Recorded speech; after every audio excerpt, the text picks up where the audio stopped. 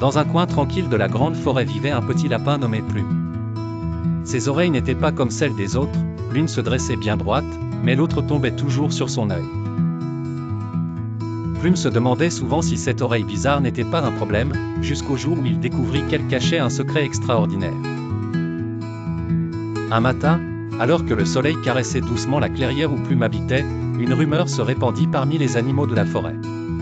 On parlait d'un jardin enchanté, caché au cœur de la forêt, où se trouvait un trésor mystérieux. Curieux et déterminé, Plume décida de partir à la recherche de ce jardin. En chemin, il rencontra Out, la chouette sage, perchée sur un vieux chêne. « Suivre ton cœur, tu dois, et ta différence te guidera, dit-elle en énigme avant de déployer ses ailes et s'envoler. Plus loin, Brise l'écureuil espiègle, surgit des buissons, tu n'arriveras jamais avant moi, s'écria-t-il en défiant Plume à une course jusqu'à la rivière. Maladroit mais rapide, Plume faillit tomber dans le ruisseau rieur, mais grâce à ses oreilles, il parvint à sauter juste à temps.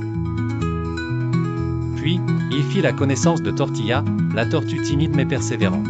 « Viens Plume, je connais un chemin secret, lui chuchota-t-elle. Ensemble, ils avancèrent prudemment à travers un bois mystérieux où les arbres semblaient chuchoter leurs histoires. En arrivant dans la clairière où se trouvait le fameux jardin, Plume comprit que sa différence lui avait permis de sentir la direction du vent et de trouver plus facilement son chemin grâce à son oreille unique. Le trésor, il le découvrit bientôt, il ne s'agissait ni d'or ni de bijoux, mais d'un endroit magique où les étoiles dansaient la nuit et fredonnaient une douce mélodie. En rentrant chez lui, Plume était changé.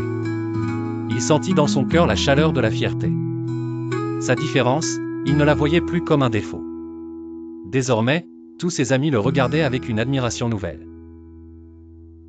Même Brise, amusé par sa découverte, disait « Et dire que j'en ai toujours douté ».